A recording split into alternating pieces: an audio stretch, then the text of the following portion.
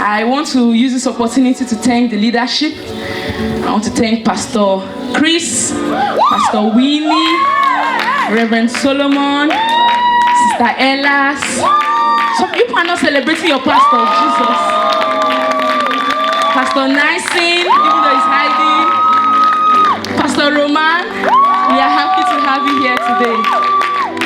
And I want you to help me special somebody. Help me welcome, not welcome, help me acknowledge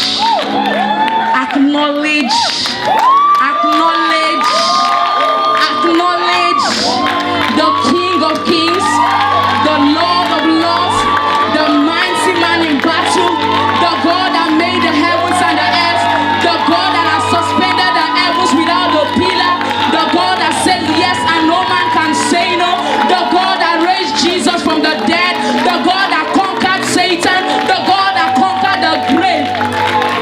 Praise his holy name. Please, we can have our seats. Thank you for helping me celebrate Jesus. So, God is always in the business of raising great men and great women.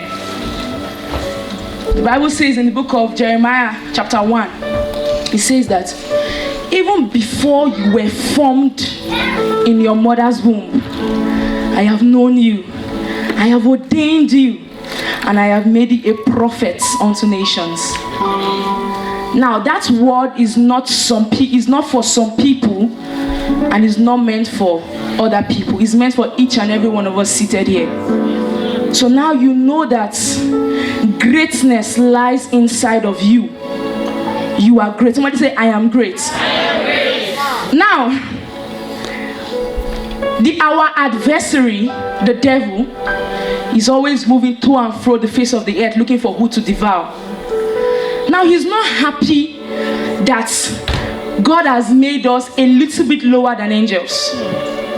So his plan is to adulterate what God has placed inside of you. That's all Satan wants. He just wants to adulterate what is in you and dump you. So anything that God is interested in, Satan is also interested in it. Starting from the Garden of Eden, when he watched, he saw that, okay, Adam is here, Eve is here. He waited and he went, and we saw what he did. Now, all the devil is out to do is to corrupt God's seed and God's divine plan, trying to deceive men and women. Satan will never go after a man who has already surrendered to him. Can this thing stop? Is it possible? Somebody who has already sold their soul to the devil, Satan will never go after him. No. He doesn't go after people that are in the clubs. He comes after God's seed. He comes after God's people just to adulterate them and make sure that nothing good comes out of them. Hallelujah. So now let's go to our text for the day. Daniel 1. Somebody did, you confirming in your spirit.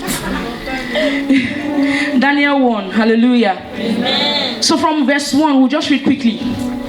In the 3rd year of the reign of Joachim, king of Judah, came Nebuchadnezzar, king of Babylon, unto Jerusalem and besieged it. And the Lord gave Joachim, king of Judah, into his hand, with part of the vessels of the house of God, which he carried into the land of Shinar, to the house of God, and he brought the vessel into the treasure house of his God. We'll just stop there quickly. Now, the introduction that we are getting from Daniel is that there was a king at that point in time. The name of the king was who? Some people are not answering. The name of the king was who? Nebuchadnezzar. No, Joachim first. Praise God. I'm happy that you're with me. Joachim, that was the name of the king. Now, God himself handed over Joachim into the hand of Nebuchadnezzar. Did we see it there? Yes. God himself personally gave the king into the hands of Nebuchadnezzar, and also he allowed King Nebuchadnezzar to take away some of the vessels of the house of the Lord. I began began to ask the Holy Spirit, Lord, why would you give your own king into the hands of a wicked king? Let's go to 2 Chronicles.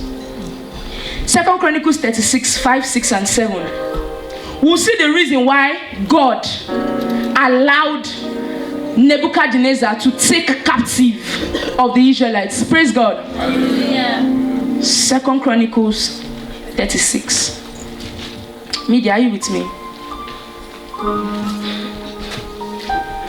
Are we there? No. Verse 5. Read. Joachim was 25 years old when he began to reign. And he reigned 11 years in Jerusalem. And he did that which was evil in the sight of... Praise God. Can you see that? Yes. And he did evil in the sight of the Lord his God. Continue. Verse 6. Against him came up Nebuchadnezzar, king of Babylon, and bound him in fetters to carry him to Babylon. Verse 7. Nebuchadnezzar also carried of the vessels of the house of the Lord to Babylon, and put them in his temple at Babylon. Praise God. So now we have seen the reason why God handed over his own king, Joachim, into the hands of Nebuchadnezzar. Now the scripture said something that actually struck me. Nebuchadnezzar does not know the God of Israel. He has no relationship with the God of Israel. But when he took the vessels that belong to our God, he kept it in his treasury. Do we get that? Yes, sir. Now, what is it that you treasure so much? And where are you keeping it for protection? Should I ask the question again? What is it that you care so much about, that you treasure so much? The Bible says that where your heart is, that's where your treasure will be. The scripture, the verses before it said, don't keep your treasure in a place where moths, maggots, rust will eat it up. Today I'm encouraging each and every one of us sitting here, whatever you know that you treasure so much, in short, place everything at the feet of Jesus.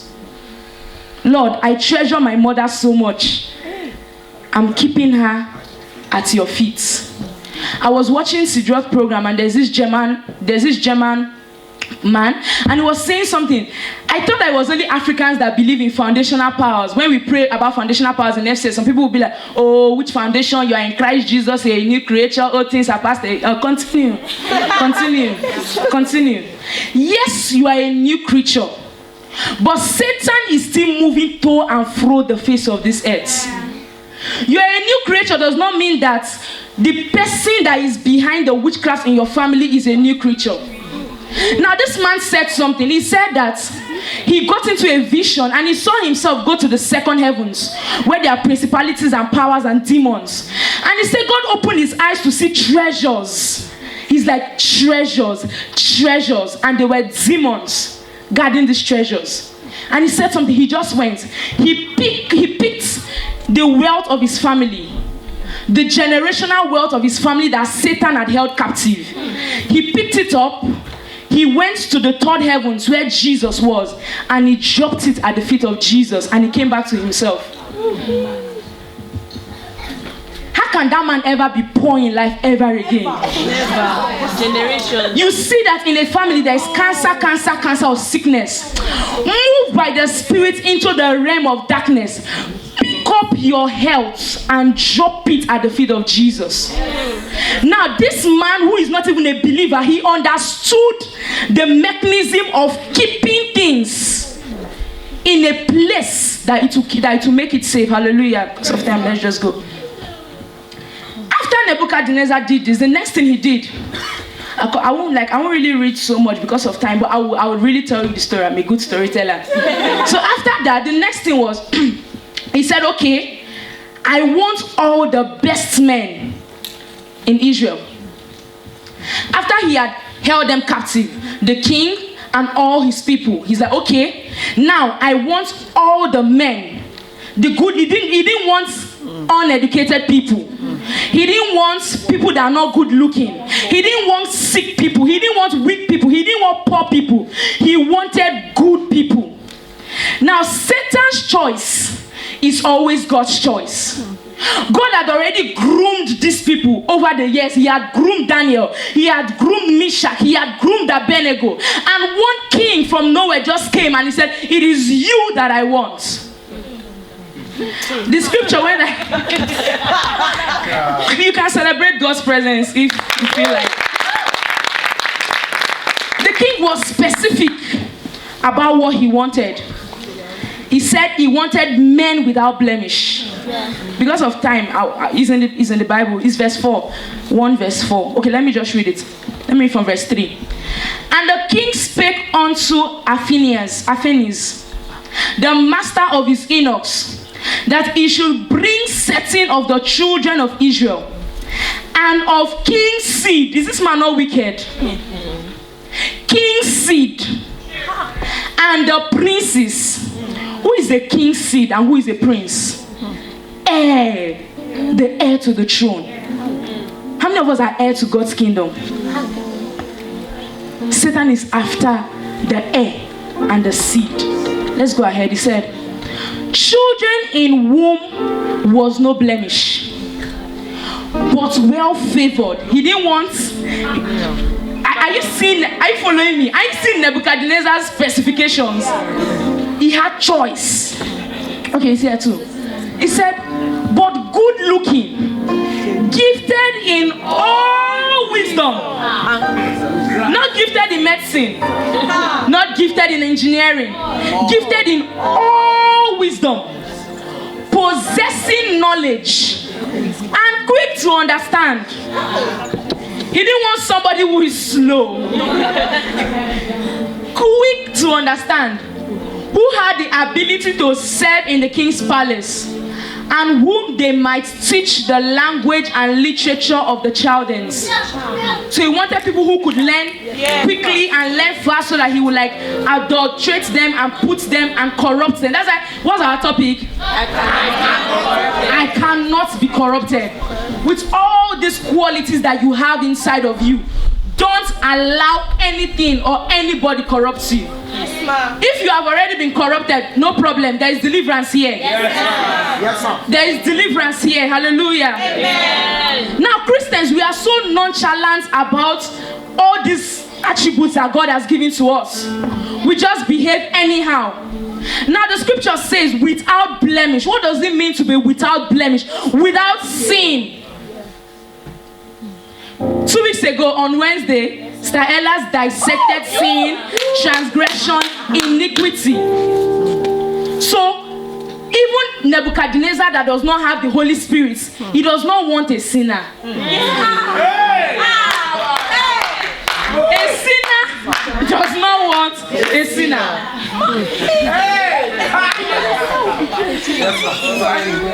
Oh my God. Oh my God. Can you imagine? I don't know if he was ugly, but an ugly man does not want an ugly wife. Okay, I'm not going to use the word ugly. Apostle Lema will say fearfully made. A fearfully made man wants a wonderfully made woman. So he was requesting for what he did not have. He knew that the God of Israel is the ultimate God. He knew that the God of Babylon, handmade God. So he wanted the ultimate God to complement what is lacking. What the idol gods could not give him. That was what he wanted, an exchange. Somebody say, my head is not for exchange. Praise God. Hallelujah. Satan sends his agents. Now, in verse 3, we saw that he sent Asphenias. When I went to check, Asphenias is the top. Is the top. Is like is the chief of. There's a version that says chief of staff. How many we know what chief of staff is? It's like the Oga. So he sent the chief of staff to be the one to pick out these people and to handle these people. Now, what I noticed from this scripture is Satan knows your level And for every attack he will send, he feels like he's sending something that is of the same rank. But believe me, he does not know your level. Yes.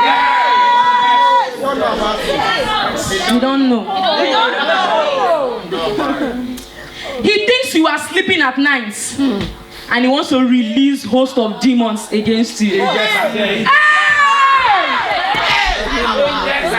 Hey! When they will bow down and they will start worshiping. The Bible says that when Jesus encountered the madman at the Gadarenes, the man lay down flat on the floor and he began to worship.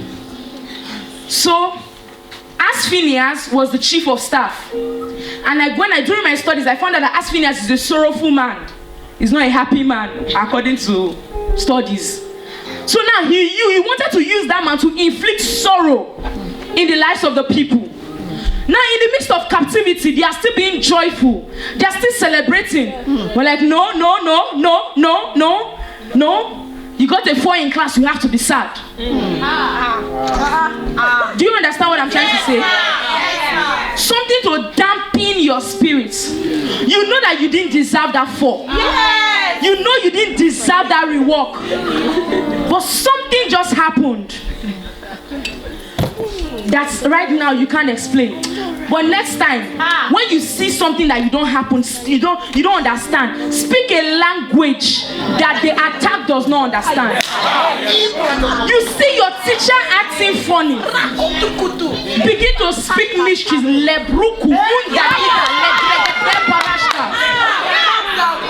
Begin to speak forth mysteries. You get to class and your teacher is just being so cranky. In the spirit, change her mood. Change the mood. You cannot fail because her husband slapped her. No, you paid 4,100. You can't fail for somebody else's mistake. So he said, he wanted to inflict sorrow on the lives of these people.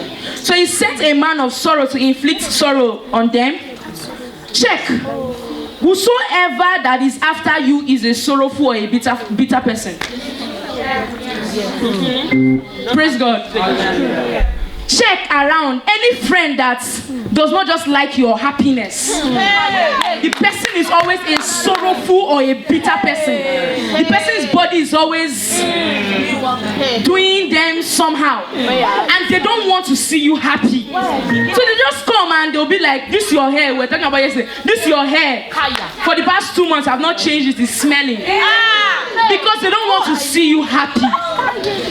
No matter how much you try to do well, all they see is the negativity in you. So let's mark them and what? Delete. Mark them and what? Delete. There's a scripture that Pastor Austin shared. I can't really find it right now.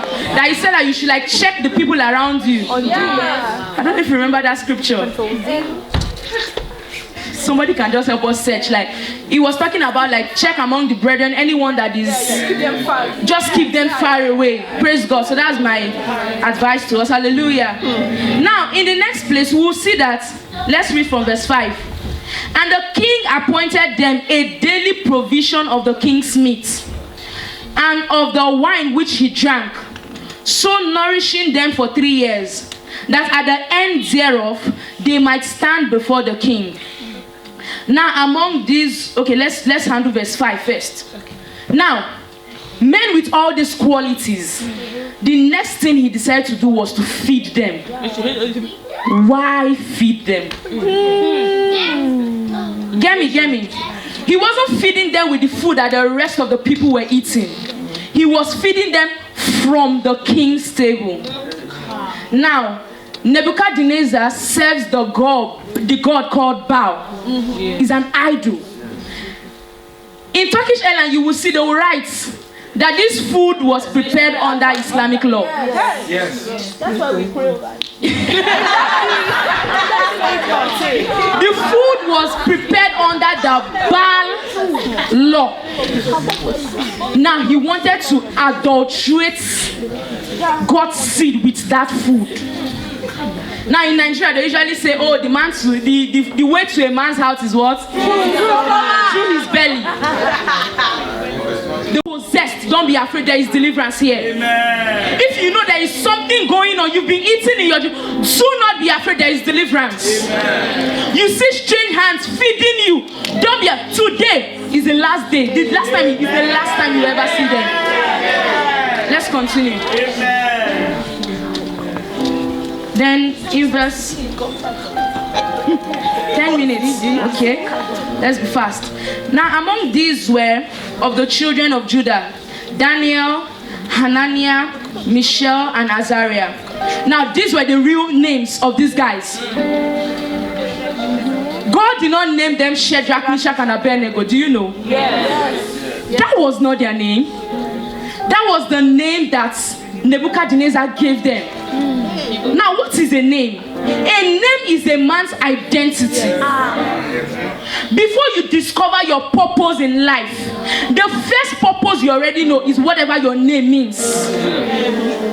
If your name means glory, you already know that I carry glory. Yes. Everywhere I go, I'm supposed to be distributing glory. The day that God told, I was walking on the street and God was my purpose. And he told me, he said, your first purpose in life is the meaning of your name.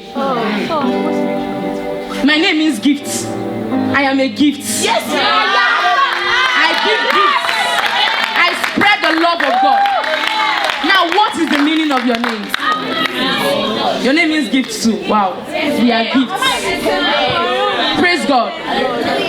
Now, the king decided to adulterate it. He changed Daniel's name to Belshazzar. Belshazzar means bow, protect the king. Meanwhile, Daniel meant God is my judge. So they switched their name to mean the idol God. Now, Hananiah means Yah has been gracious, like Yahweh has been gracious. They changed it to Shadrach, means command of Aku. Aku is an idol. Jesus Christ, follow me. Mishael, praise God, because of time. Mishael means who is what God is. That Meshach means who is what Aku means. Satan tries to make counterfeits. Are you seeing? Change of name, change of destiny, change of purpose, change of God's plan. Let's go. He said Azariah means Yahweh has helped. Abednego means servant of Nebo, a Babylonian god.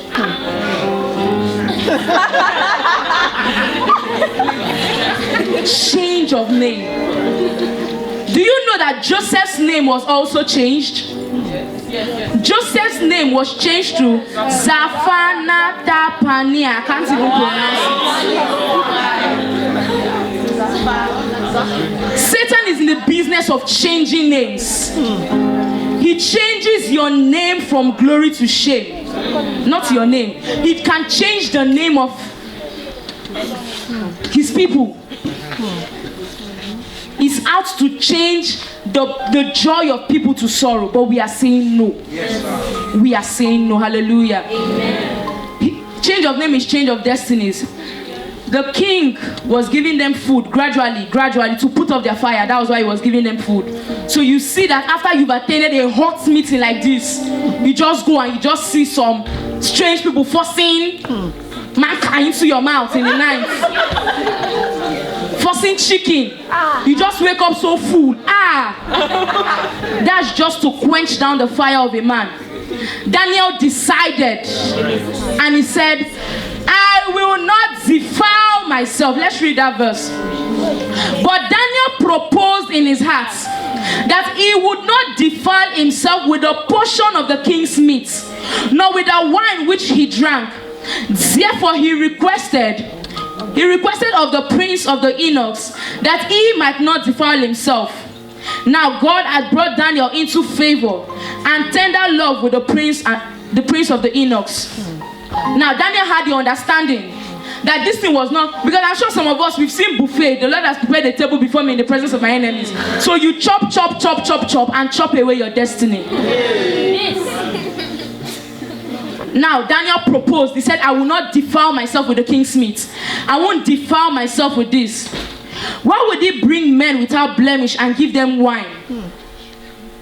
Why will you be giving them the king's wine?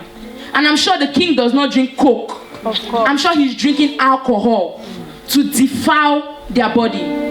Blemish means being spotless. So he just wanted to spoil the quality of what they were carrying. They were eating defiled food. So Daniel proposed that he wasn't going to eat the defiled food, and he wanted his spiritual senses to be intact. So he decided that he was not going to eat anything that was going to defile his senses. Praise God. Hallelujah. In 1 minute, can we just tell our neighbors what we've learned so far? Some people are not talking.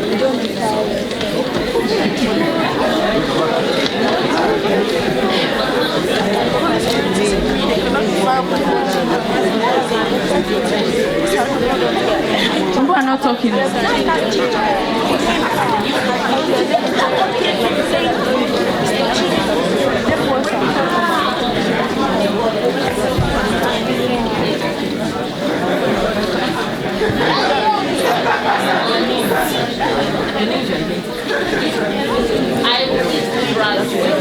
Praise God. Stand on our feet. Have you been blessed? Yes. Some people have not been. Have you been blessed? Yes. Right now, under this thick atmosphere. Pastor Chris, can you join me on back up? Bella, please.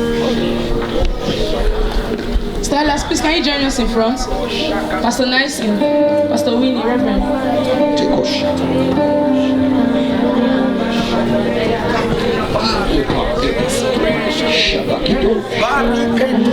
Can you join us?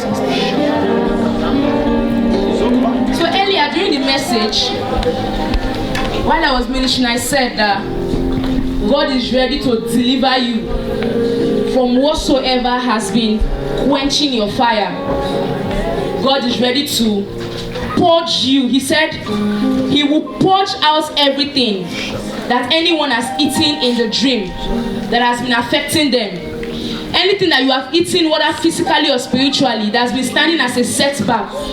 People here will be vomiting. If you feel like vomiting, run out, vomit it. If you feel like using the toilet, run out, do it. If you are sweating, clean it. If you feel like spitting, spit it out. If it's tears, let it come out. If it's sneezing, let it come out. The power of God is so mighty here. He's ready to deliver you and set you free. You know that there is something wrong. You feel like you've caught fire, but something just comes and takes the fire away. The Lord told me expressly, he said, things will be jumping out of people. Don't allow yourself to be confounded or corrupted. I am ready to deliver you and set you free. Shana, we have oil here. We have oil here, and the pastors will be praying over the oil. And they'll be anointing you. You will take some, you anoint some on your belly button if you can. Then they'll anoint your head too. Don't hold back. Don't hold back. Don't tighten it. I don't know. Don't limit yourself. Praise God. You know, on 2016,